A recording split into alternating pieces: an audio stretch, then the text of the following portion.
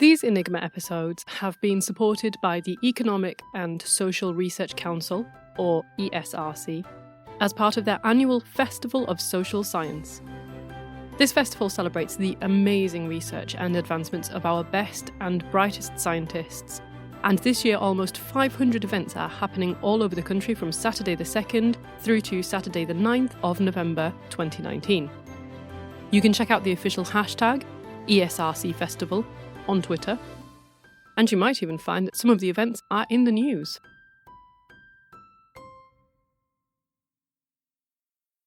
Case S01E15. Enigma, Part 3 of 3. As we reach this final episode, we have covered 21 long, tense years, starting in 1918 with the end of the First World War and picking back up now at the end of 1938. In that time, we have seen Marian Rejewski repeatedly break the unbreakable in his small, underfunded laboratories in Poland. We have watched Hans Thilo Schmidt sell secrets out of the very safe of the German Enigma office in Berlin to the French Secret Service. And we have watched Alan Turing complete his studies at school in Dorset, at King's in Cambridge, at Princeton in New Jersey in the US. But as the 2 intervening decades have passed by, slowly, Germany has been regrouping, recovering, amassing behind a new figurehead in the form of one Adolf Hitler. This modern young leader spoke a stirring populist language that fired the imagination and inspired devotion. The timing of such rhetoric was crucial. Germany was smarting, downtrodden, and still suffering financially and diplomatically from a grueling loss 20 years earlier. They did not merely deserve better, Hitler argued. They were better. They stood above other countries. Their place was at the pinnacle of all civilization, with other, lesser countries and races below them. To a starving, demoralised populace who had now spent 20 years in global disgrace, such words were very sweet, very alluring, irresistibly tempting. Almost inevitably, the country turned to him, Adolf Hitler, at their bleakest moment, and he was only too ready to answer.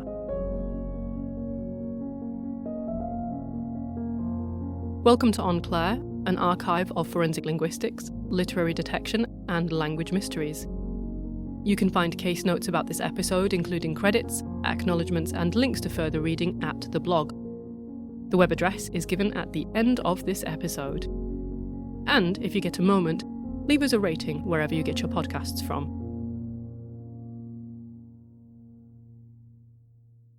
Bletchley Park is an enormous 19th century Tudor, Gothic, Dutch Baroque mansion in Milton Keynes, about 50 miles or so northwest of London. As you might expect of a mansion that had been built to live in, it had a library, a dining room, and a ballroom. And in 1939, in absolute secrecy, the Government Code and Cipher School, or as I'll call them from now on, GCCS, moved in. The acting head of GCCS at the time was Commander Alexander, or Alistair, Guthrie Denniston, a Scottish codebreaker who had originated from Room 40, I'll come back to that in a second, and a keen field hockey player. He had been promoted to the operational head in 1919 and ended up remaining in the role until 1942. At Bletchley Park, he had a ground floor office directly under the dome. If you look at a picture of the building, you'll see what I mean, and overlooking the beautiful sculpted gardens. So what was this Room 40 business that I just alluded to? Well, this is some of the prehistory of British cryptanalysis. Room 40 had its roots in World War I, and it came into being in late 1914 as a new section of the British Admiralty, so it was tied to the Navy. Located, as its name suggests, in a Room 40 of a building called the Old Building, The group based there intercepted and decoded some 15,000 or so German messages, a line of work generally described, as I've mentioned before, as signals intelligence, or SIGINT. SIGINT contrasts with other forms of intelligence gathering such as HUMINT, or human intelligence, OSINT, open source intelligence, IMINT, image intelligence, GeoINT, geographic intelligence. You get the idea. There's lots of INTs out there. I wonder if there's a MEMINT, meme intelligence. One of RIM-40's most famous SIGINT cases, the Zimmermann telegraph, will doubtless end up a future case in its own right on this podcast, but suffice to say, RIM-40 had pedigree and expertise. 5 years later, the Admiralty's RIM-40 was merged with the British Army's Intelligence Unit, MI1, mentioned them in a previous episode as well. And together, these now formed the Government Code and Cipher School, or GCCS, just in time for World War II. RIM-40 and then GCCS had historically and at that point continued to recruit predominantly linguists and classicists from the likes of Oxford and Cambridge, and, unsurprisingly for the time, most of these were young men. However, some women who graduated from Newnham College and Girton College were also recruited. In fact, it's worth knowing that most of the 10,000 people who worked at Bletchley Park during the war were in fact women. Unfortunately, given both the secrecy of the place in general and the trend of women being quietly airbrushed out of history, we don't know much at all about most of the women of that era. You can find information about some of them, some are fairly easy to access on Wikipedia. One that we do know a little bit about, a cryptanalyst, was Charlotte Elizabeth Webb, fondly known as Betty, and later, when she married, she became Betty Vine Stevens. At just 18 years old, in 1941, she was invited for a mystery interview conducted entirely in German. This was a language she happened to be fluent in, it wasn't some bizarre sort of test. And at the end of the interview, she was handed a travel warrant to go directly to Bletchley Park. She was given the Official Secrets Act to sign and immediately given the task of translating intercepted German and Japanese messages. Later, she would go on to work at the Pentagon in the US, and to the utter delight of people everywhere like me, she wrote a book about her wartime activities entitled Secret Postings. You can find other women who worked on Enigma by going to bletchleypark.org.uk, and you can search their roll of honour for, if you like, women who worked on Enigma in Hut 8, and you should get around 12 results. But there were, as I said, lots of women who worked there at the time. Anyway, I'm getting a little ahead of myself. The enormous Bletchley Park became the headquarters of GCCS in 1939, and most importantly, it provided far more space than the personnel of Room 40 required when they first arrived. This was a crucial detail in light of the imminent war and the inevitable increase in staff that this would trigger. Indeed, the expansion not only happened, soon the number of personnel spilled out of the walls of the gigantic mansion and into its outbuildings. Then, within months, even these were full and wooden huts were hastily erected across the grounds. Each hut was the home of a particular subunit focusing on a particular code-breaking activity. So, Hut 6, for example, was focused on decrypting German Army and Air Force military Enigma communications. These were then passed to Hut 3, where the messages were translated and the information was acted upon. Meanwhile, Turing would go on to lead Hut 8, which was focused on decrypting German naval Enigma communications. We're going to hear a lot more about that in a bit. And these decrypted messages in turn were passed to Hut 4 for translation. As this arrangement suggests, the Enigma used by the Army and Air Force was not the same as that used by the Navy. Naval Enigma was, in fact, more secure and therefore that much harder to break. So, as Bletchley Park was gradually turning into a top-secret code-breaking supercentre, what was Turing up to all this time? Well, at some point in 1938, he formally signed up to work for the Foreign Office. Now, partial records make it difficult to discern exactly when he was first approached about this work. It seems several people from King's College had also been approached between 1937 and 1938 by the head of GCCS, Commander Denniston. At some other point, too, we know that Turing attended a GCCS cryptology course in London near St James's Park. And somewhere in the vague, secretive mists of these crucial months, Turing would end up at Bletchley Park, assigned to Hut 8 and in charge of cracking the naval Enigma cipher. But for now, we have to leave the quiet green parks of Bletchley for a while because, across Europe, events are beginning to spin out of control.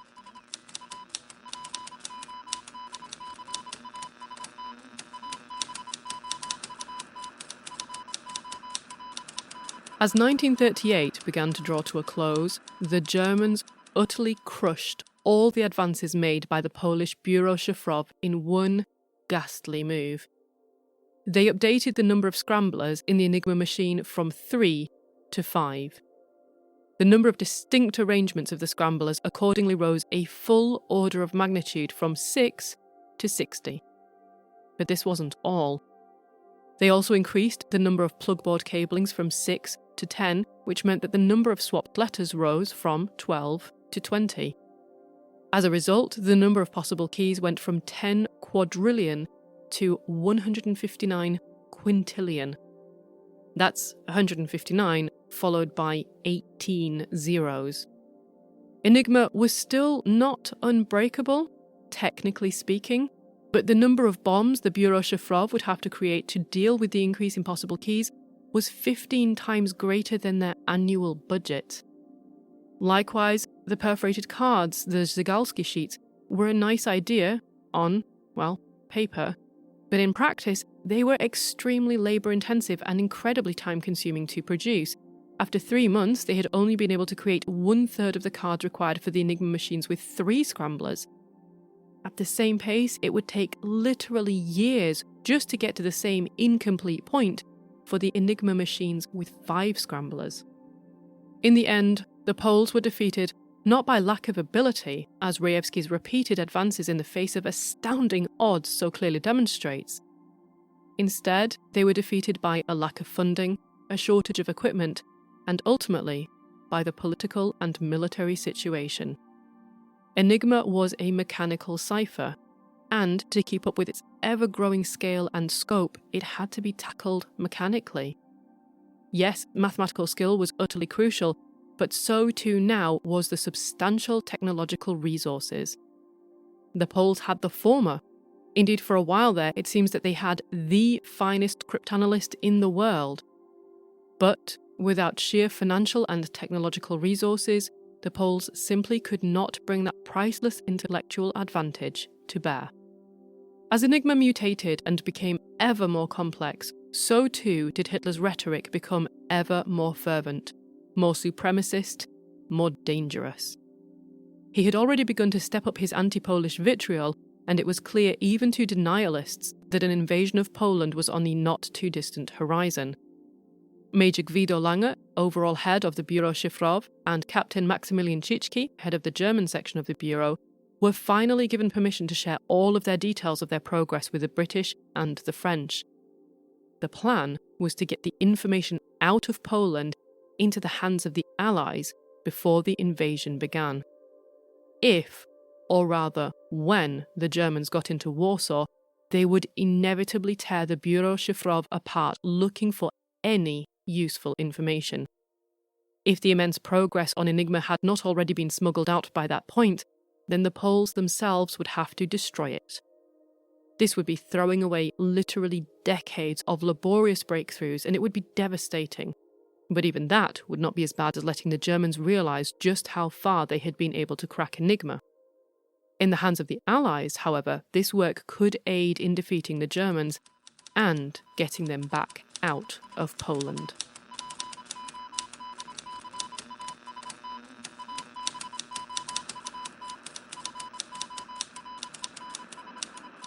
Back in England, at Bletchley Park, British codebreaker Alfred Dillwyn Knox, nicknamed Dilly, had noticed the work being done by Turing, and Dilly soon determined that Turing should be working on breaking German messages encrypted using Enigma. Accordingly, Turing worked at this throughout 1939 until, out of the blue, in July of that same year, the cryptanalysts of GCCS were handed a message. the Bureau Shifrov wanted to hold a trilateral intelligence conference. Themselves, of course, British intelligence, and the French Secret Service. They had a vital breakthrough to pass on, but it could only be done face to face. From the British contingent, the head of the GCCS, Commander Denniston, was to be one of the representatives and Dilly Knox was to be the other.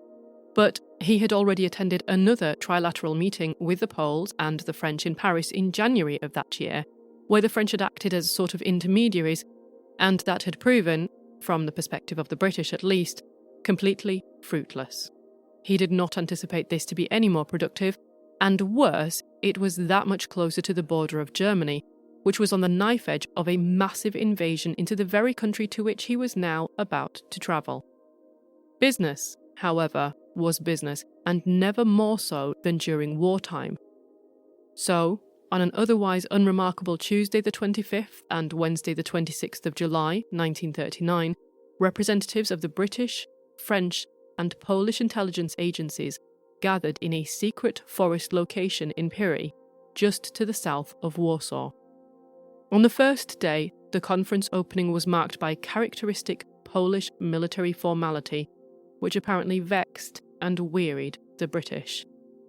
In actuality, this sort of formality is not confined to the military. Across Polish tradition, dressing up in one's finest clothes and adhering to solemn traditions is a symbolic acknowledgement of the importance of a given occasion, whether that's a private Christmas Day celebration or a top-secret code-breaking conference.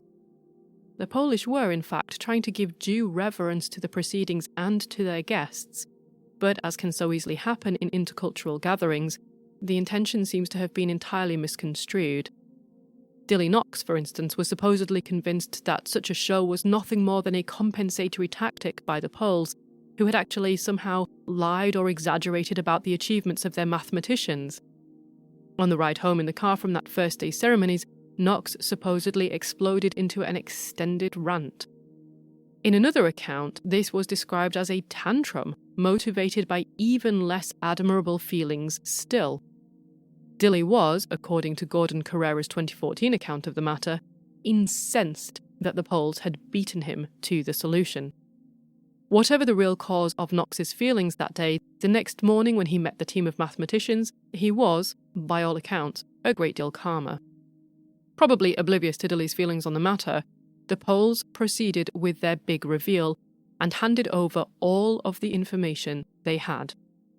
As part of this, they agreed to provide the then deputy head, soon-to-be chief of MI6, Colonel Stuart Minges, with 2 replica military Enigma machines that they had made. MI6, for those outside of the UK, is the British Foreign Secret Intelligence Service, famously portrayed, as I've mentioned before, as the agency of James Bond, codename 007. Anyway, the Poles carefully explained how the bomba kryptologiczna, the bombs, worked, and the principles that underpinned it. This was the ticking bomb that you may remember from the previous episodes, that's bomb, B-O-M-B-E. And what did the Poles get in return? As Rejewski notes, "We learned nothing from our guests. Neither the British nor the French had managed to get past the first difficulties. They did not have the drum connections, they had no methods whatsoever." By the time he had arrived back in Bletchley Park, Dilly Knox seems to have genuinely valued their achievement. Upon his return to England, he sent them a thank you note in a mixture of French and broken Polish, along with a gift, a silk scarf printed with a picture of a horse winning a race. This was intended to signify his acknowledgement that the Poles had indeed beaten him to the solution. Whatever the veracity of this charming little vignette, the crucial underlying fact is that the Poles had not merely made progress. They had, as far as we now know, made all the significant progress single-handedly that had been achieved by any of the 3 intelligence agencies, and I specifically include here Turing, who had been working on Enigma for months by this point. But more than this, they were handing it all over in a single, giant gift to the French and the British. And, days after the conference, as promised, they dispatched one of their replicas of the military version of Enigma to England. It arrived safe and sound in Victoria Station in the middle of August of 1939, and not a moment too soon. 2 weeks after this, on Friday the 1st of September 1939, Germany invaded Poland, triggering the start of World War II.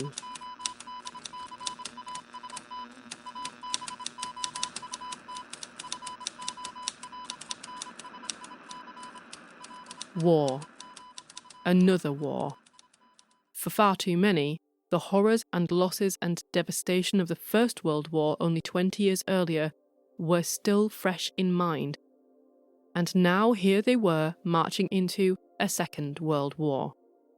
As the awful news was announced across the airwaves of England on the Friday evening, Turing was already packing, and on Monday the 4th of September 1939, he moved into the Crown Inn at Shenley Brook End. This was just over 3 miles away from Bletchley Park, and, foregoing the use of a car, Turing would cycle the 20 minutes or so to work and back each day. And now his work involved understanding, expanding, and capitalising on the treasure trove of breakthroughs that the Poles had just handed over. In just one part of this, the Poles had provided careful and detailed descriptions of how the bombs worked. But in the process of theorising about and then creating the bombs, their focus had been on simultaneously testing different ciphertext letters at specific positions in the message. Turing, with his gift for envisioning macro-level methods and processes, realised that there was a more general principle underlying their work, and it was this that he turned his formidable mind upon. Members of Bletchley Park, such as Dilly Knox, had already agreed that relying on the repeated message key would only get them so far. This key exchange protocol, and especially its method of repetition, was a glaring weakness in an otherwise meticulous procedure, and inevitably, someone, somewhere in the German High Command, was going to realise and correct it. And as soon as they did so, Rejewski's method of decryption would become useless, and then everything the Poles had handed over would turn to ashes. The concern was well-founded too. Only 8 months later, this key exchange method would be dropped. But the principle that Rejewski had worked on, and to such good effect, was sound. Turing saw in it a greater potential even than Rejewski had. This was not a weakness in the enciphering itself, so much as a weakness in the operator. As is sometimes found in notes from IT help desks, the machine, Enigma, was fine. This was a PEBCAK, P-E-B-C-A-K, a problem that existed between the chair and the keyboard. The user was, and in modern security, intelligence, espionage and beyond, continues to be, the weak link. Take randomness, for instance. That primary protection in all good cryptography. Intuitively, we believe that we are very good at being random, but that's as far from true as it's about possible to imagine. For a few moments, we can spout random streams of words, or we can pick random numbers, or make random gestures, and then, inevitably, sometimes even just within seconds, we begin to fall into repetition. Patterns. This is because randomness is cognitively really hard work. By contrast, habits are neurologically and psychologically much easier. Now expand this from the individual to the organisation. Literally think of a giant human collective like, say, the military, consisting of no less than 3 huge entities such as the Army, the Air Force, and the Navy. If you are trying to wield an entire military across numerous fronts and keep it responsive and keep it up to date, randomness in communication is not just bad, it could cost thousands of lives or even the whole war. With an increase in the numbers of humans and an increase in the attendant communications, to maintain order and cohesion and understanding, ambiguity must be ruthlessly, absolutely obliterated from the system. Imagine you send out the same command to 1,000 different units. It is vital that all 1,000 units arrive at exactly the same meaning and respond appropriately. It becomes utterly chaotic if, say, 92 infer the correct meaning, 6 are not sure and send back requests for clarification, thus jamming up the comms lines for the rest of the day. And the last 4 reach entirely the wrong conclusion, but with absolute confidence. They never bother to check, and they simply go off and do something completely different to what they should be doing. So an immediate way to achieve clarity and to minimise misunderstandings is to standardise communications. That is, have a very clearly defined system that dictates what words mean, how commands will be given, the way locations will be described, and so on. But standardizations like this mean patterns. That is, even more patterns instituted by the organisation to go with the patterns that individuals already fall into because we find randomness difficult. And all of these larger and smaller patterns together mean lots of tiny cracks for the cryptanalyst to find and then wedge crowbars into. It was not mathematics, but psychology that led Turing to realise that replicating the 3-letter message key would not be the only way in which the German cryptographers were unwittingly making cryptographic mistakes. In his search for another chink in Enigma's armour, Turing began reading back over the vast collection of already decrypted messages, and he soon began to notice other habits. He was essentially doing a very elementary form of corpus linguistics. Yay! For instance, the Germans invariably sent an encrypted message just after 6 a.m. about the weather conditions. Any message intercepted at this time was almost guaranteed to include the German word for weather, Wetter. I hope that's a correct pronunciation. And would more than likely be written in an extremely rigidly structured style. I mean, think about weather reports that you get over the radio or that you get on your phone. They tend to follow an almost exact style over and over again. So, not only was it reasonable to expect the word Wetter in an encrypted message, but it was also likely to occur in a specific location. Usually, it would be the very first 6 letters of the message proper. Whenever a correspondence was identified between segments of plain text and ciphertext, this was referred to as a crib. And Turing felt strongly that cribs were the way forward to cracking Enigma without the need for reliance on the repeated message key.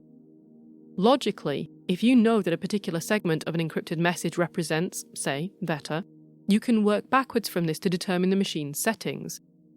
In other words, you can ask, what specific settings would transform Wetter into the exact string of letters that you've just found in your encrypted text?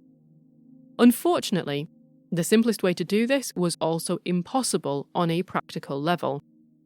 You could repeatedly type Wetter into an Enigma machine and wait to see if and when the correct string of ciphertext showed up to match the intercepted message in your hand, but this would involve 159 quintillion possible combinations. That's the 159 with the 18 zeros again. If you were to type 1 per second, continuously, night and day, it would take you trillions of extremely boring years to try every combination, in which time you would die, and the Earth would be consumed by the sun's corona, and the remaining solar system would be torn slowly apart by the ongoing maelstrom of competing galactic forces. Also, the war would be over by that point.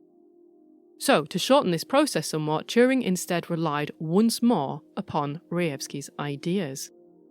Now, if you remember, Rejewski had figured out a way into Enigma's secrets by dividing up the individual components of the daily key and tackling them one at a time, before then bringing the puzzle pieces back together.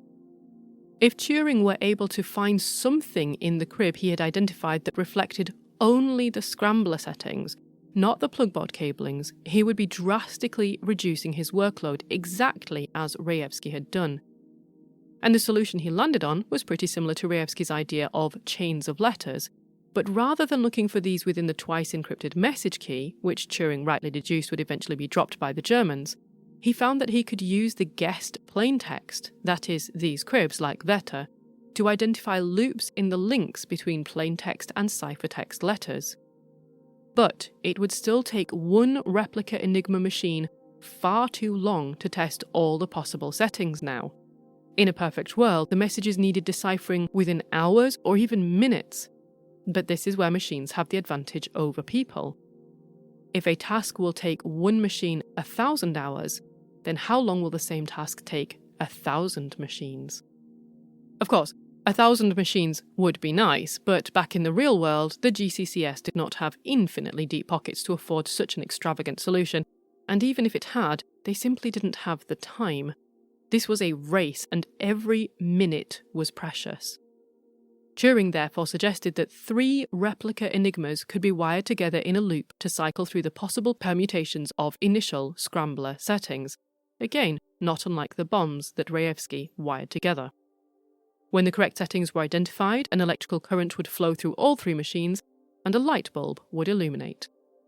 Nevertheless, there was still the problem of the plugboard cablings, which, as you may remember, had increased from 6 to 10.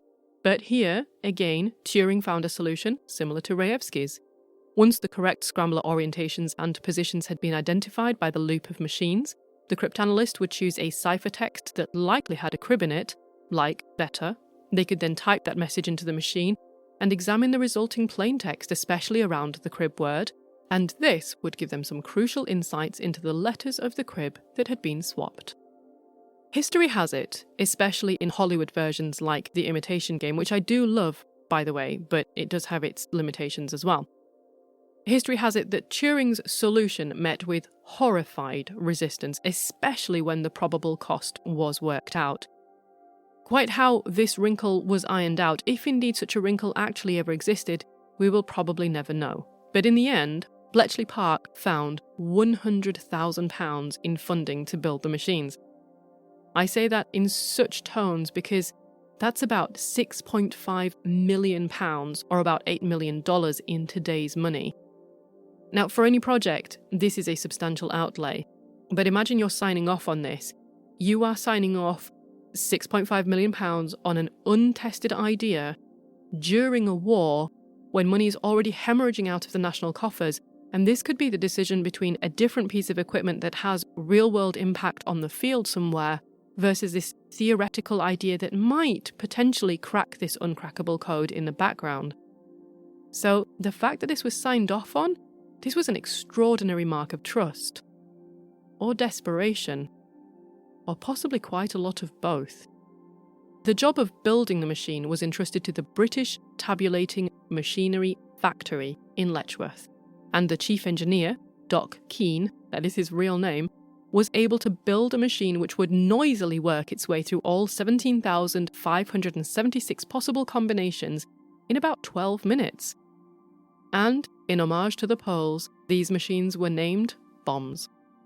In his memoirs looking back at this time, Rejewski notes that once the British at Bletchley Park had access to the information from the Poles, they worked extraordinarily quickly, if for no other reason than that, compared to the Poles, they had far more resources and 60 cryptanalysts at their disposal.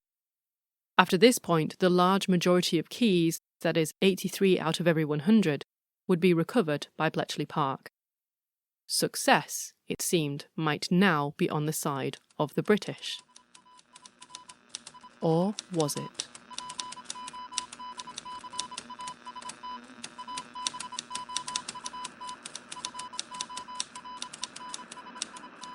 Back in Poland, on the 1st of September 1939, the German forces had invaded, pouring over Poland's western border and triggering the start of World War II. Within days, it was an open bloodletting with German forces running rampant through the streets. Marian Rejewski was now 34 years old, and he had a wife, Irina, and 2 children. His youngest was just 7 months old, a baby girl called Janina. He urged his family to flee with him to France, but Irina refused, arguing that she would rather stay in Warsaw because the children were too young to cope with the journey. Basia Roczyka, the wife of Rejewski's colleague, Roczyki, made the same choice to stay behind with their 4-month-old son too. Between them, they agreed that she would move in with Roczyki's mother in the Polish countryside, but, though the decision was made, it could not stop the fear and the heartbreak. When they said goodbye, Basia recalled how Roczyki wept and gave his baby son advice as though he would never see him again. Back in Warsaw, in a frenzy of secrecy and protection, the Bureau Szyfrów burned every incriminating document, desperate not to give the Germans even the tiniest shred of insight or advantage. The remaining machines that they had not already dispatched went with them as they travelled south to Romania, and they buried the other equipment in the ground. They reached the southern Polish border with Romania on the evening of the 17th of September 1939, just as the Soviet Union thundered over Poland's eastern border in a mass invasion, crushing Poland in a devastating military vice. They were instructed to stay in a refugee camp, and after some debate amongst themselves, overall head of the Bureau Szyfrow, Major Guido Lange, and the chief of the German section, Captain Maximilian Tschicki, both agreed to stay behind, keeping with them the two replica military Enigmas. We cannot know for certain, but it makes sense to guess that they were keeping these most precious of possessions hidden until they could organise a safe way of smuggling them out. One can hardly imagine the courage it must have taken to stay behind, closer to the invasions, with such dangerous and incriminating possessions, and in an obvious place to search for such fleeing persons of interest, whilst watching the rest of your friends leave for the possible safety of another country. In practice, of course, no choice was safe. The rest of the Bureau Szyfrow workers caught a train to Romania's capital, Bucharest, and once there they approached the British embassy. But, in yet another one of those tiny moments of history that may have deprived Britain of an even earlier and greater success in its fight with Enigma, the British ambassador told them that he could not promise their safety until he had communicated with London. No, they must wait, and they should come back in a few days' time. Such an idea sounded, to the Bureau Szyfrow workers, suicidal. They were employees who had been fleeing with replica Enigma machines, and even though these were now carefully left behind and hidden in a Romanian refugee camp, they were still worth pursuing, capturing, interrogating, torturing, executing. Germany might be a few hundred miles away, but the Soviet Union was not. It bordered directly with Romania. If someone, somewhere, passed on a telegram or made a phone call or dropped into an embassy, soldiers from Germany or Russia or both could cross the distance in a matter of hours. Waiting days, therefore, was just too risky. They must try some other solution. So, what of their other international intelligence compatriots? They opted to go to the French embassy, and here their reception could not have been more different. The staff had apparently been expecting their arrival, and they were quickly given passports and visas. It took several more tense, secretive days, but Major Bertrand of the French Secret Service was finally able to bring 15 employees, including his assistant, the chief of the bureau, and the three mathematicians, Zygalski, Ruchicki, and Rejewski, to France by the beginning of October 1939. And, only a short while later, he was able to get Major Lange, Captain Tschicki, and their vital replica military Enigmas also into France too. The French were not slow to take advantage of this unexpected, extraordinary boon. In one swoop, they found themselves in possession of both one of the finest teams of cryptanalysts in the world and of their two military Enigma replicas. Added to this, the displaced Bureau Szyfrow workers were more motivated than they had ever been before to crack Enigma and categorically turn the tide of war.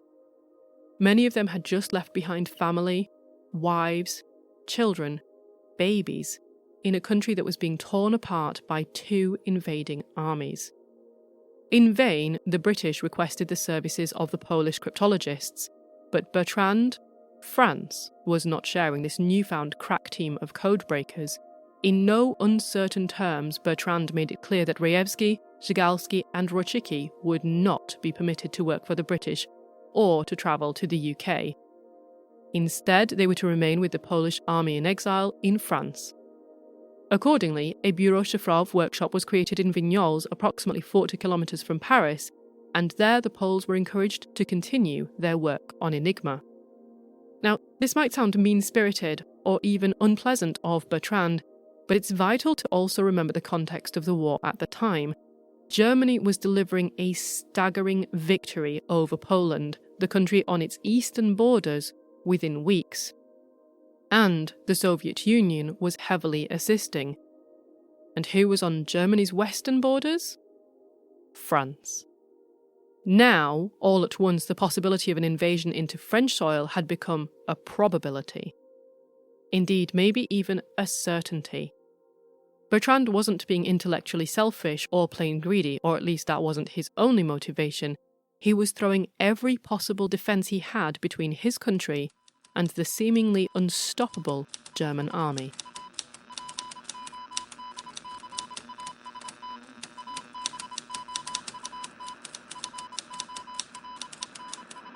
Back in England, in the sleepy, manicured grounds of Bletchley Park, the bombs were under construction. But Turing and his team were not sitting by, idly waiting for their completion. Just like the Poles, they had recognised the flaws of relying on mechanical solutions, and they had seen the virtues of creating their own Żugalski sheets. However, unlike the Poles, they had the resources to work on punching the holes mechanically, thereby speeding up the process of creating them substantially.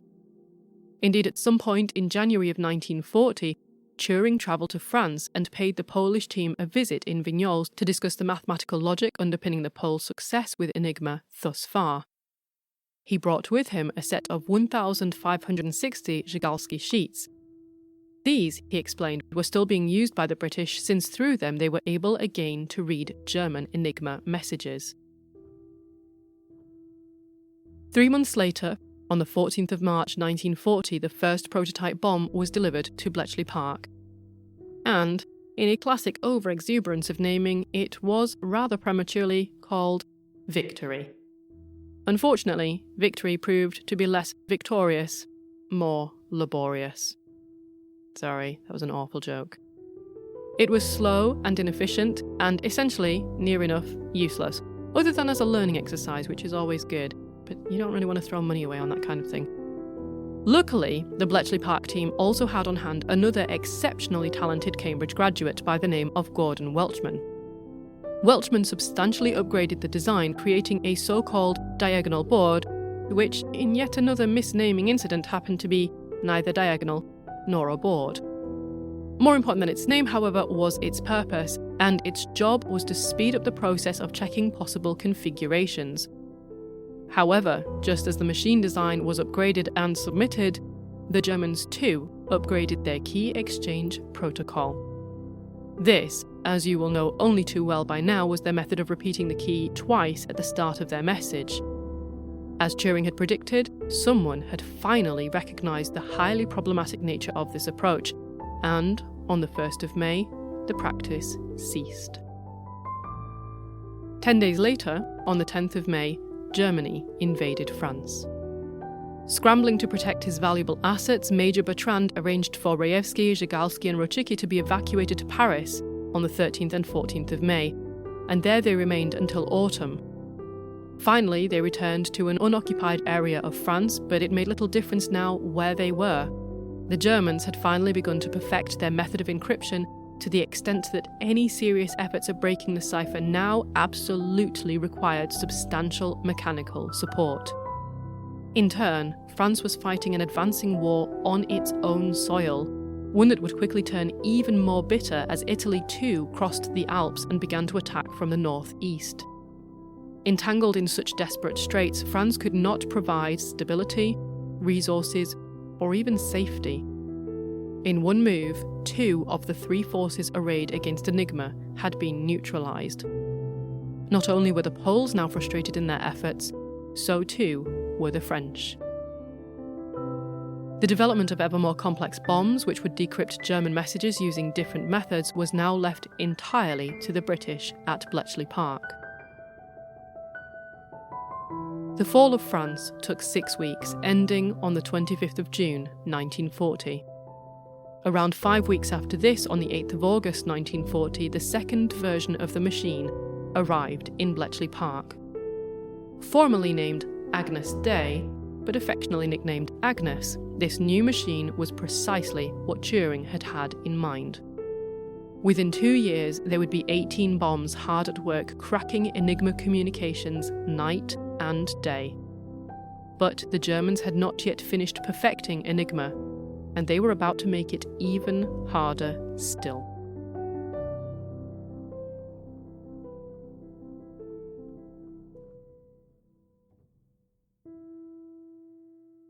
As I've mentioned briefly before, the German Army and Air Force used one form of Enigma, and the Navy used another, a much more secure version. Whilst the Army and Air Force had upgraded to 5 scramblers that could be arranged in 60 different positions, the naval Enigma operators were using 8, and these could be arranged in 336 different positions. This starts to make the old version of Enigma with its mere 3 scramblers and their 6 positions seem rather quaint, right? So even with Turing's new machines, this problem was not trivial. Agnes had been able to figure out the settings for an Army or Air Force Enigma message enciphered through just 5 scramblers within around about 6 to 12 minutes. But for a naval Enigma message with its 8 scramblers, Agnes could spend as long as 80 hours trying to find the right settings. This was devastating. The timeliness of the intercepted messages was paramount, and with just one machine tied up for as many as 4 days, it meant that all other intercepted messages received in the meantime would have to be attempted by hand or just given up on. But there was more. Operators of the naval Enigma were extremely careful not to send out stereotypical messages, such as rigidly structured weather reports. This made it much more difficult for cryptanalysts to work out cribs. The operators of the naval Enigma were essentially cryptographers who were well versed in the dark arts of cryptanalysis, and these would prove to be Turing's ultimate test. To help crack the naval Enigma, Turing came up with the idea of a sequential statistical technique based on Bayesian theory. I'm not going to go into too much detail, don't panic. Unless you're a mathematician and you like this kind of thing, then you can go read about it. The process basically involved probabilistically ruling out particular scrambler settings, and as a result, reducing the amount of time the bomb would need to test the remaining settings. He named this process Banburismus, and developed a Banbury sheet, which was similar in design to the Zygalski sheets. In addition, Turing was able to deduce the new message key settings based on information that had been passed to him by the Poles during their meeting in Warsaw in July of 1939. Even in their absence, the work of the Poles continued to be instrumental in helping the British code-breaking efforts. However, whilst the combined power of Banburismus and cribbing reduced the cryptanalysts' workloads, this was not enough to defeat the naval Enigma.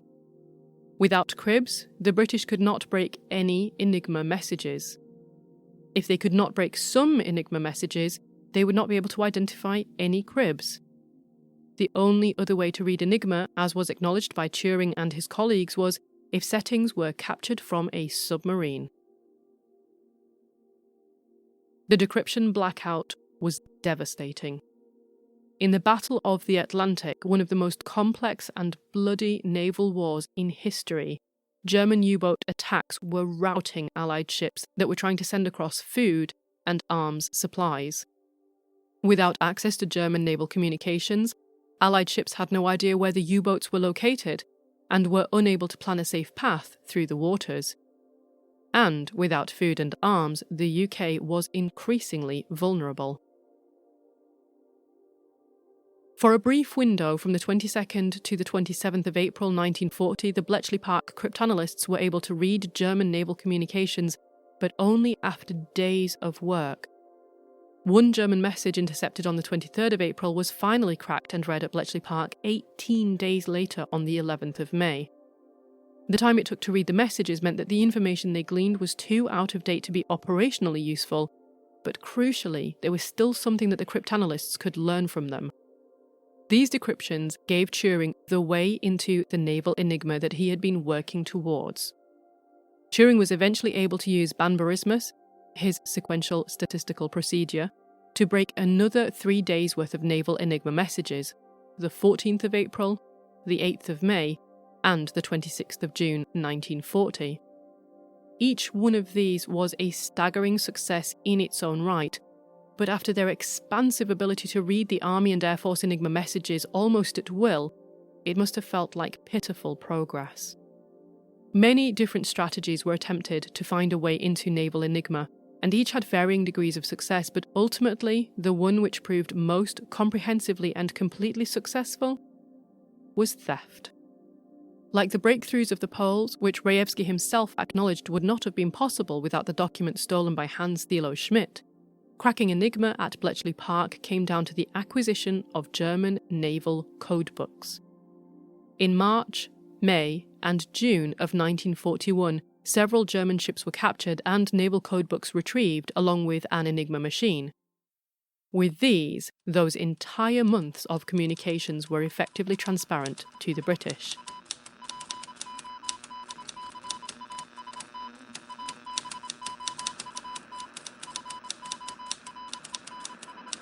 As the successes and setbacks at Bletchley Park began to shape the progress of the war, the work done by GCCS would start to be called Ultra. This name arose from the fact that the SIGINT, the signals intelligence derived from the decrypted intercepts, was considered to be even more confidential than the highest level of security clearance then used by British intelligence. At the time, the top level in British intelligence was most secret. It's amusing to wonder if the lower levels were informally known as somewhat secret and not really secret at all, but definitely very interesting. But I digress. Ultra was effectively both an entire massive wartime SIGINT operation and a new, higher security classification. Of course, it would not have been advisable to reveal such breakthroughs to the German High Command. As we've mentioned many times now, this is cat, mouse and cheese. If they were aware that Enigma was being even intermittently cracked, let alone rendered entirely ineffective for whole months at a time, they would certainly have introduced yet more changes to their encryption, thus leaving the Allies in another lengthy information blackout. Or worse, they could start feeding the Allies false information that they would not know to be false. As a result, to prevent even a suspicion that they were in any way making progress, the British took several precautions to seem less well-informed than they really were. One obvious approach was to sink the ships from which the codebooks had been stolen. Another was to allow some German U-boats to escape even when they knew the boats' locations, as is so famously illustrated in The Imitation Game. But the solution I find most remarkable looks like it might even possibly have been partial inspiration for James Bond, 007. Bletchley Park's SIGINT work was, unsurprisingly, of immense interest to the other Allied forces, and the name Ultra started to be used across the intelligence networks for all SIGINT work of the same nature. But the enthusiastic uptake of that name posed a serious problem. The more a special code word or project name or a name like Ultra is used, the more likely it is that the existence and scope of Bletchley Park's work would be inadvertently revealed to the Axis countries. To cover their tracks, then, the British intelligence assigned Ultra the cryptonym, that is the code name, Boniface. And then they began to communicate about Boniface as though this were a person. But not just any person. An MI6 agent and a master of espionage. In this elaborate fiction, Boniface, who I imagine as looking a lot like Neo from The Matrix. Anyway, Boniface controlled a network of spies, as a master spy would. This network was entirely imaginary, of course, but this constellation of non-existent agents was the most crucial part of the cover. Every time the Allies acted upon decrypted intelligence, they risked alerting Germans to the fact that they had cracked Enigma, but Boniface and his invisible operatives were ideal. When something occurred to rouse the suspicion of the German High Command, they had a troubling decision to make. Had the British possibly cracked Enigma, the most advanced mechanical cipher ever created with its quintillions of settings? Or had a spy from the Boniface network happened upon a crucial detail, or infiltrated a secret location, or seduced a foolish official? Of the two, which was more believable? And perhaps, more humanly, which was it easier to believe?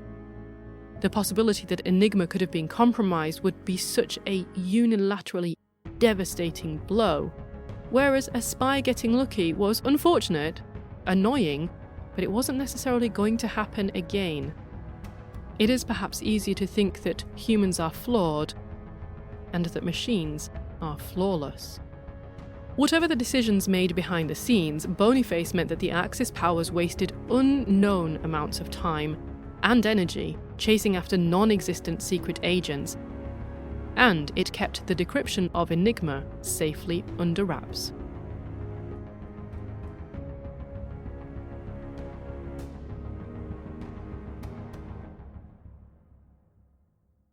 From here, there is surprisingly little Enigma story left to tell.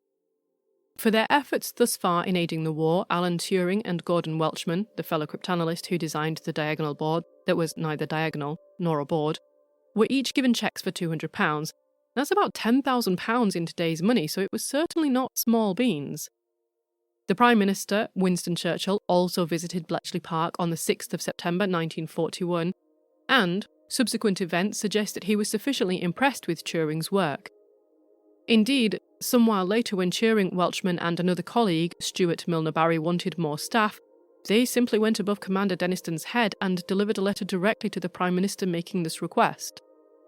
In that same year, 1941, Turing also proposed to Joan Clarke, another cryptanalyst and mathematician working alongside him in Hut 8. Clarke accepted the proposal, and when he revealed his homosexuality, she was apparently unconcerned. However, for reasons with which we will likely never be fully acquainted, Turing seems to have ended the engagement. But the naval Enigma, which had already posed so many challenges, was about to pose yet more. The first iteration of naval Enigma, known by the Germans as Hydra, and rather less dauntingly by the British as Dolphin, was dropped by the German U-boats in the Atlantic and the Mediterranean. On the 5th of October 1941, as German fears about potential security compromises began to mount, they switched to Triton, known by the British as Shark. This was version M3. And then on the 1st of February 1942, the Germans upgraded to Triton M4, making yet more changes to their encryption processes. This plunged Bletchley Park into another SIGINT blackout. The problem, as with so much of modern computing, was effectively reduced to a single issue. Increasing the complexity of the Enigma code was relatively straightforward. One merely need add another scrambler or more plugboard wires. This multiplied the potential starting settings exponentially. In turn, the bombs would have to work exponentially more hours. A 1-hour job would become 10 hours, then 100, then 1,000, and so on.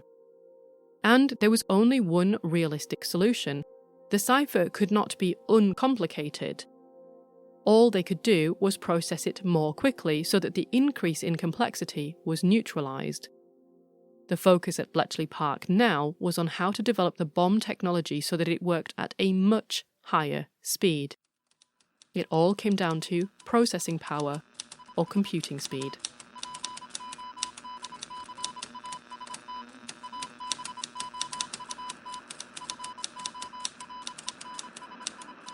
On the 30th of October 1942, in the early hours of the morning, the German submarine U-559 was spotted around 70 miles north of the Nile Delta. This happened to be just days before Turing departed for New York to cooperate with the Americans. A destroyer group of British ships spent 16 grueling hours searching for the U-boat and depth charging until finally the damaged submarine was forced to the surface. The German crew who abandoned it failed to destroy the onboard Enigma machine and its codebooks, and also failed to open all the sea vents and to scuttle their submarine properly. This meant that, though the submarine was sinking, it was only going down slowly at first, and this allowed enough time for 3 Royal Navy sailors to swim across from their respective ships. One was a canteen assistant by the name of Thomas William Brown. Aged just 16 or possibly even 15 since only his year of birth is known, Tommy Brown had lied about his age to join the Navy early. At the time, conscription laws applied to all men aged 18 to 41, and 17-year-olds could only sign up with their parents' permission. 16 and certainly 15-year-olds were not allowed to join. Tommy Brown managed to retrieve the Enigma machine and its codebooks from the submarine. More impressively still, completely unaware of their extraordinary significance, nor of the impact that his actions of the next few minutes were going to have on the entire war, he managed to swim through open seawater, down swells and up waves, dragging the 12-kilogram monstrosity with him all the way back to his own ship, where he and it were hauled back aboard. The other 2 sailors, Lieutenant Anthony Fasson and able seaman Colin Grazier, were still searching the submarine when it foundered, and, unable to escape, both drowned. The machine and the materials that these three sailors were able to capture was priceless beyond measure, and in Turing's absence, as he was in the US, they ended the Enigma intelligence blackout. The result of this is that when Turing finally returned from the US to Bletchley Park in the spring of 1943, the Battle of the Atlantic had mostly been won.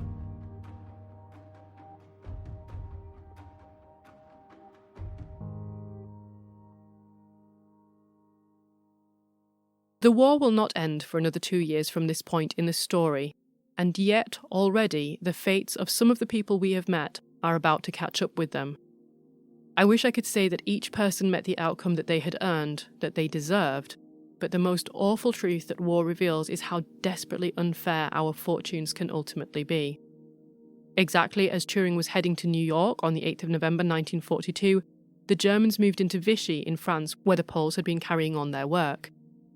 The Poles were quickly evacuated, and then, after some planning, they were organised into small groups and instructed to travel over the Pyrenees into Spain, and then continue on to the UK. Unfortunately, several of the men, including Major Tschitschke, the head of the German section of the Bureau Shafrov, were captured. Meanwhile, one of the three Polish mathematicians, Rocicki, who had wept when he left behind his infant son, was travelling back after a brief period in Algeria. The French passenger ship that he was on sank, and he was killed. As the Germans took up occupation of parts of France, the Nazi Party's secret police, the Gestapo, began interrogating the local populations, and in the course of their investigations, they found a German citizen by the name of Rudolf Stallman. You may even remember his alternative name, Rodolphe Lemoine, and if you have an extraordinary memory, you may even remember him as Rex. He was the French agent who had been assigned to Hans Thilo Schmidt. The Gestapo arrested Rex, and Rex handed over names and information. And on the 1st of April 1943, Schmidt was arrested by the Gestapo. This had immediate, wider consequences. 9 days after Schmidt's arrest, on the 10th of April 1943, his older brother, Rudolf Schmidt, was relieved of his command and had his personal effects ransacked. This turned up letters in which Rudolf strongly criticised Hitler, the Nazi Party, and the war. And you may remember that Rudolf Schmidt was one of Hitler's favoured generals. 5 months later, sometime shortly after the 19th of September 1943, Hans Thilo Schmidt's daughter, Giselle, was asked to come into prison and formally identify Schmidt's body. According to her account, it seems that Schmidt may have committed suicide. But of course, given the reputation of the Nazi Party and the Gestapo, especially when dealing with spies, it is easy to imagine that another, uglier fate may have befallen him. A few days after his death, on the 30th of September 1943, Rudolf Schmidt, his older brother, faced a court-martial for his critical letters. Though acquitted, he was not reinstated to his original post. In fact, 4 years later, on the 16th of December 1947, now aged 60, Rudolf Schmidt was arrested again, and this time he was imprisoned. 5 years later, in 1952, he finally faced a military tribunal and was sentenced to 25 years in prison. However, just 3 years after this, in 1955, now aged 68, he was released, and he died 2 years later, in 1957, aged 70. At the same time that Schmidt was languishing in a German prison, the two remaining Polish mathematicians, Henryk Zygalski and Marian Rejewski, were themselves languishing in a Spanish prison. They had successfully crossed the Pyrenees and then been captured. After 3 months, they were liberated by the Polish Red Cross and, taking a laborious detour via Portugal and Gibraltar, finally, on the 3rd of August 1943, they landed on UK soil. Upon arrival, Rejewski and Zygalski became part of a Polish military unit in Boxmoor and began working on breaking yet more German ciphers, but they never received an invitation to work on Enigma at Bletchley Park. In fact, the precise reason why Rejewski in particular was never recruited to Bletchley Park, despite the fact that his work was seminal in decrypting Enigma throughout the earlier stages of the war, has long been considered a bit of a mystery. In the words of Stuart Milner Barry, World War II codebreaker and head of Hut 6 at Bletchley Park, "It was always a mystery to me that the Polish contingent was not incorporated at Bletchley during the war, where they would no doubt have made an invaluable contribution. But in fact, they were sidetracked in France and had to be evacuated when the Germans overran the whole of the country. I can only assume that there were security doubts, and I believe the Poles continued to operate their own organisation, but I feel there must have been a sad waste of resources somewhere." Of course, there were potential security risks in recruiting Rejewski and Zygalski in the UK, and perhaps they had not been invited to Bletchley Park because they had briefly been captured on their way to Great Britain. It was possible that they had been compromised and that they had been coerced into spying on the British. However, Turing argues that this apparent unwillingness is a myth. When the Poles were in France, Commander Alistair Denniston had written to then-Captain Bertrand repeatedly in several attempts to recruit them to Bletchley Park, but the French had effectively beaten them to it, and Captain Bertrand was not sharing. But there were also other, simpler issues at play. War is a chaotic time, and there were hundreds of thousands of displaced people circulating around Europe, trying to find temporary new lives for themselves until they could go back home. When Zygalski and Rejewski arrived in the UK, Bletchley Park were unaware of the identity of the mathematicians, at least at first. Added to this, the Ultra operation was above most secret, and almost no one at all knew what the Poles had done. So, extraordinarily few people would have been able to join the dots and send the right sort of message to the right sort of people. Even as Rejewski and Zygalski were getting settled into their work in Boxmoor, Major Gustave Bertrand was still in France. He too was captured by the Germans, who suggested that he should work for them as a double agent. Major Bertrand ostensibly agreed, returned to attend a meeting with the British intelligence, and, like any good spy, promptly vanished into thin air. Just days before the Normandy landings, he reappeared with his wife Mary and a Jesuit priest, climbed into a tiny unnamed aircraft, and flew to the British Isles, finally joining the Poles in Boxmoor in June 1944. Bertrand would later go on to write a book detailing his exploits, and this would be one of the most insightful first-hand accounts of the cooperation between the French and Polish, and the subsequent cracking of Enigma both before and during the war.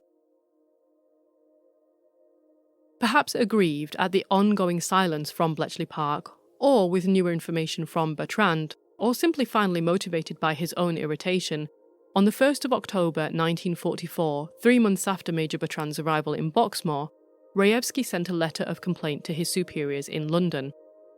He wanted his Polish replica Enigma machine back. By this stage, however, the operation of Bletchley Park had drastically changed. Dilly Knox had passed away the year before in 1943, Alan Turing's machines were now being operated factory-style, and Turing himself was working somewhere else. So too was Commander Alistair Denniston. There was no one at Bletchley Park who knew the Poles to vouch for how invaluable their work had been in the fight against Enigma. Not quite a year after Rejewski's aggrieved letter asking for his Enigma machine back, on the 2nd of September 1945, the war came to an end. Major Gwido Lange, the overall head of the Bureau Shafrov, and Captain Maximilian Tschitschke, the head of the German section of the Bureau Shafrov, were freed from prisoner of war camps by the Allies a year later in 1945.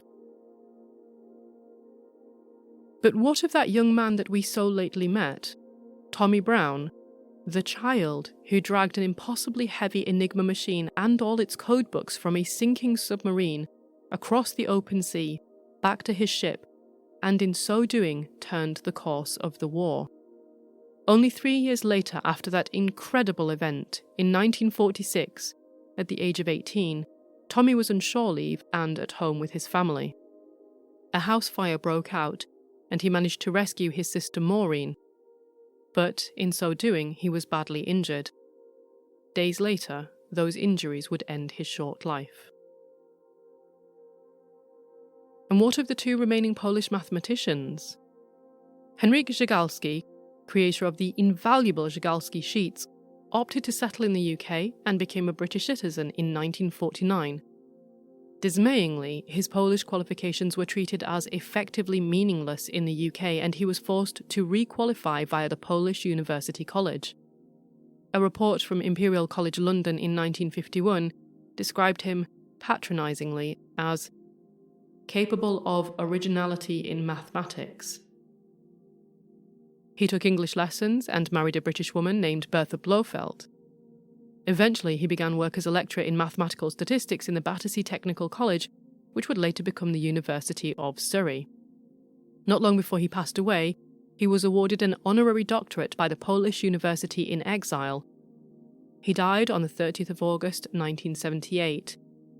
On the 1st of September 2018, a memorial stone at his grave in Chichester Cemetery was unveiled by the Polish ambassador to the UK. And what of that third Polish mathematician, Marian Rejewski, whose incredible intellect cracked Enigma when no one else could make even the first insights? Rejewski chose to return to Poland and arrived back there on the 21st of November 1946. Shortly afterwards, in the summer of 1947, Rejewski and his family suffered a tragedy when his 11-year-old son Andrzej died of polio after only 5 days of illness. Rejewski was repeatedly investigated throughout his life by the communist secret police. Although he was a source of constant suspicion, they struggled to pin anything on him, as he made quite sure that he was wholly uninteresting. However, the secret police did ensure that he lost his job as a sales supervisor in 1950.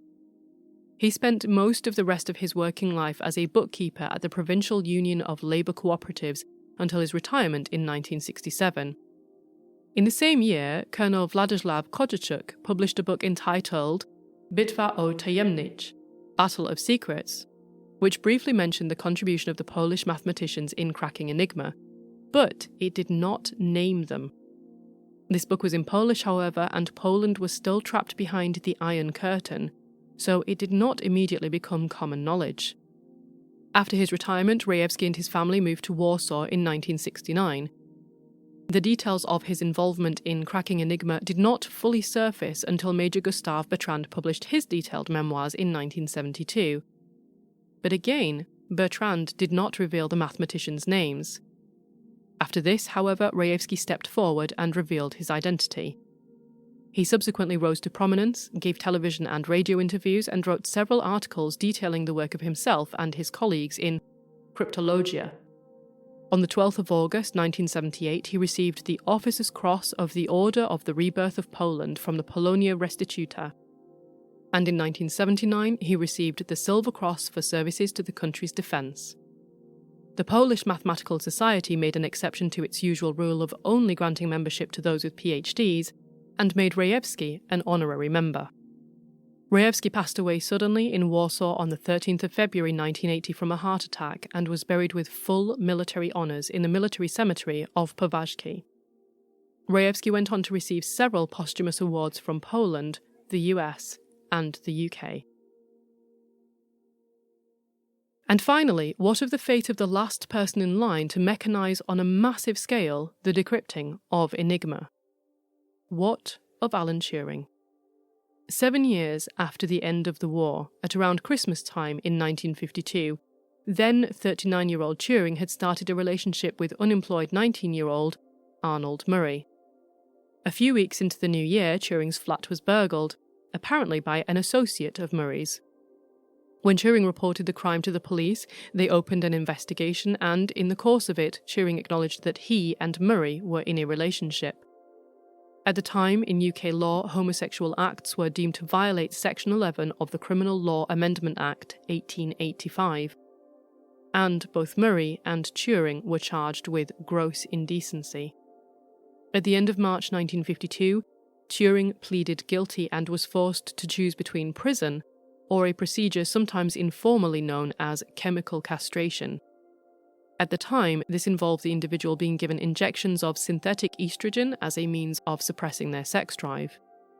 Turing was also barred from the US, he lost his security clearance, and he was no longer allowed to undertake SIGINT and cryptography work for the Government Communications Headquarters, or GCHQ, the organisation that had emerged from GCCS after the war. Just 15 months later, Turing was found dead by his housekeeper with a half-eaten apple beside his bed. This apple was never tested, but when his cause of death was subsequently established as cyanide poisoning, the apple was inferred as the most likely medium of ingestion. Debate surrounds the intention behind Turing's death. Some speculate that this was pure misadventure. Turing was, they argue, careless with chemicals and could easily have poisoned himself by accident. Added to this, Turing often ate an apple before bed and regularly only consumed half. His treatment had stopped a year earlier, he had seemed in good spirits before his death, he'd even made a list of jobs to do for the following week, and perhaps most importantly, the cyanide poisoning looked to be more typical of inhalation than of ingestion. Turing had a gold-plating apparatus that used potassium cyanide set up in his very small spare room, and thus, according to this theory, he could have breathed in a fatal amount. But, others rejoin, Turing had a long-standing fascination with the scene in Snow White where the Wicked Witch dips the apple in poison, and even if the treatment had been over for a year, Turing was still not able to go to the US or work for GCHQ. And deliberately ordering and placing a gold-plating machine in such a room to give rise to a possible conclusion of death by misadventure is precisely what an extremely intelligent person would have done. This would allow his mother to plausibly deny that her son had committed suicide. Yet another theory is that Turing was becoming, in the view of the Secret Services, an extraordinarily problematic security risk. He was still undertaking highly classified work for GCHQ, but he was also taking holidays in countries close to the Iron Curtain, and as a practicing homosexual, he was open to being entrapped. They need only lure him into or capture him in some situation that would be extremely compromising through the lens of British law, and he would be forced to choose between criminal punishments at home or working for and handing intelligence over to a foreign power. Thus, this theory argues, Turing posed a risk that was directly proportionate to his brilliance, and supposedly, the only solution in the end was for agents of the state to assassinate him. It's not a scenario I find especially credible, to be honest, but the truth is, we will probably never know exactly what happened. All we can know now is that Turing was treated desperately badly by the government he had given his utmost to, and on the 12th of June 1954, he was cremated at Woking Crematorium. His ashes were scattered in the gardens there, as his father's had been before him. In 2009, after a heavily endorsed petition, the then Prime Minister Gordon Brown publicly apologised for the way that Turing had been treated, saying, "Thousands of people have come together to demand justice for Alan Turing and recognition of the appalling way he was treated. While Turing was dealt with under the law of the time and we can't put the clock back, his treatment was, of course, utterly unfair, and I am pleased to have the chance to say how deeply sorry I, and we all are, for what happened to him. So, on behalf of the British government and all those who live freely thanks to Alan's work, I am very proud to say, we're sorry. You deserved so much better." For the next few years, a battle would rage back and forth through the Houses of Parliament, mainly driven by John Leach, the MP for Manchester, to have Turing pardoned. As a side note, I dislike this word pardon anyway, since it seems to suggest that Turing would be forgiven for a wrongdoing, when I actually feel like the crime he was convicted for was never a wrongdoing to begin with. I kind of feel like it should be expunged from his record altogether, and that the government should be asking Turing for his pardon. But anyway, I recognise that this is legal parlance, and that even this step is significant. After numerous attempts, Leach was finally successful in having the Alan Turing Law passed, and this secured pardons for 75,000 other men and women who had been convicted of similar crimes. And finally, on the 24th of December 2013, Queen Elizabeth II signed a pardon for Turing's conviction for gross indecency with immediate effect. 8 months later, in August of 2014, the Queen officially pronounced Turing pardoned.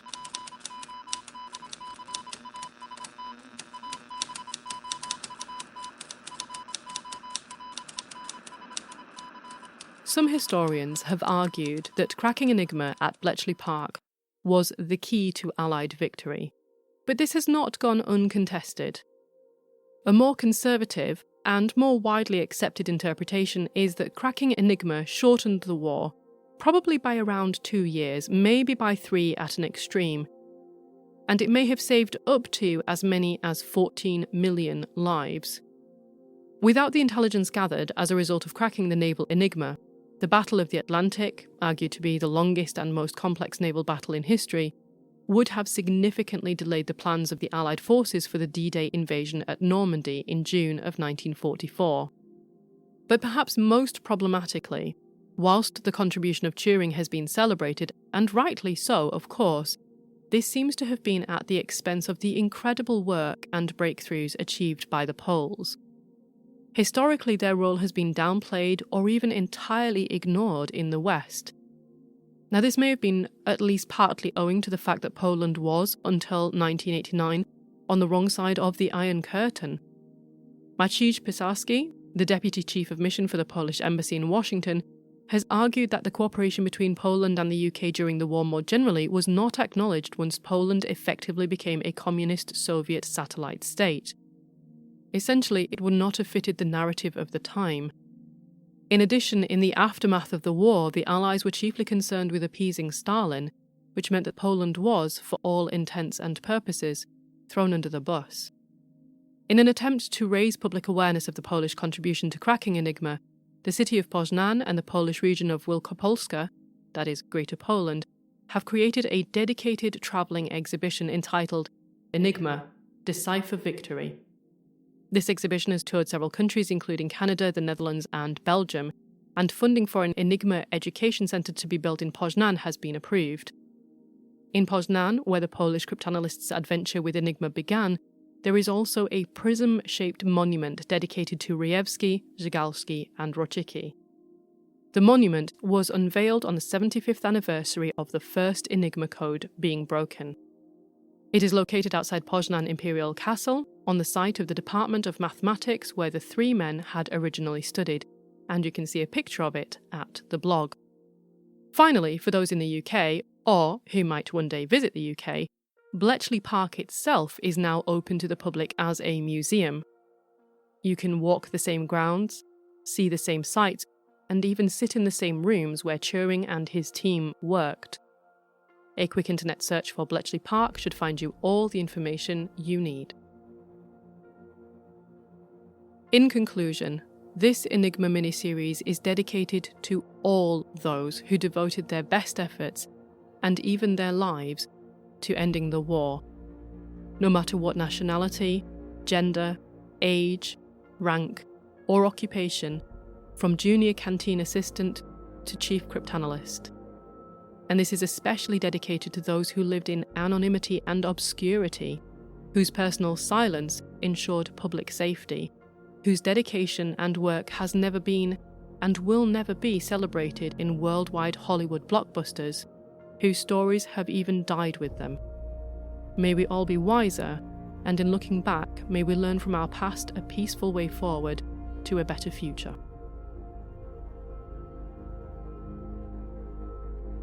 End of part 3 of 3.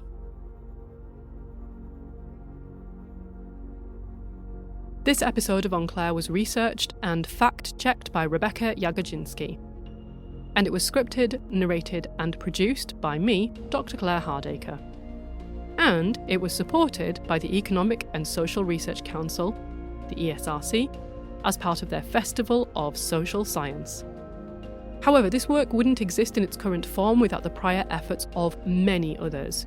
You can find acknowledgements and references for those people at the blog, and also there you can find data, links, articles, pictures, older cases, and more besides. The address for the blog is wp.lancs.ac.uk/Enclair, and you can follow the podcast on Twitter at _Enclair. If you like, you can follow Rebecca on Twitter at RJJAGODZINSKI. And you can follow me on Twitter at Dr. Claire H.